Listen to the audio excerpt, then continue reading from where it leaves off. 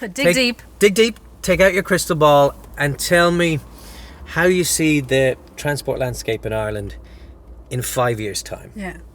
What changes perhaps you think will we have? What will be different by then? What 5 years. advancements will we have made?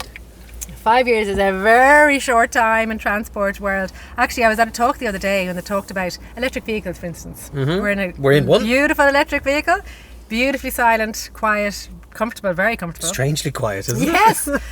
So electric vehicles is the topic of the day. But in 5 years, obviously, we'll have much more electric vehicles, but we'll still have old vehicles. So actually, it's anticipated that the next 15 years we'll go through a transition period. So we'll have old cars, trucks, we'll have electric cars and trucks. 5 years, yes, we'll see a whole ton more of electric vehicles, but we'll also have a whole ton of old vehicles. So this is long-term planning. You know, if you do look ahead 5 years, I think we will have more shared mobility. We will have more sharing of vehicles and that. So if you think of the way in other parts of our economy we've got, eBay has come on stream, Deliveroo has come on stream, or some of the gambling platforms.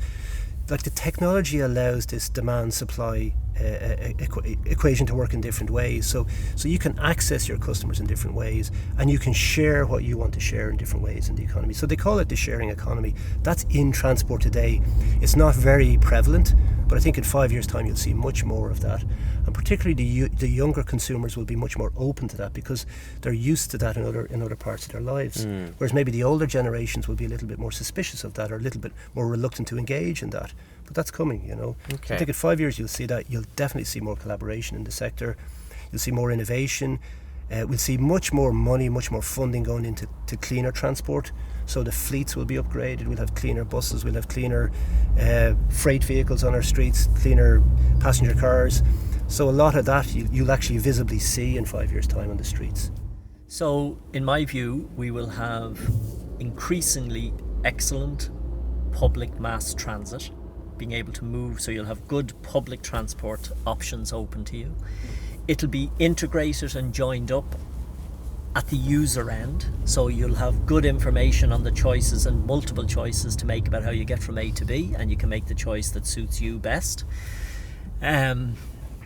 It'll be a mixture of public and private companies providing those services in a blended network that is being designed and governed to achieve public good outcomes.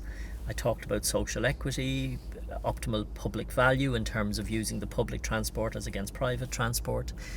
It will tackle the congestion challenge we have by moving more people onto public transport and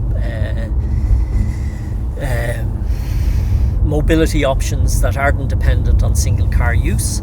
There will be much more shared mobility available to people. I talked about shared mobility as being a great way of moving large numbers of people around in a flexible way when public transport isn't available.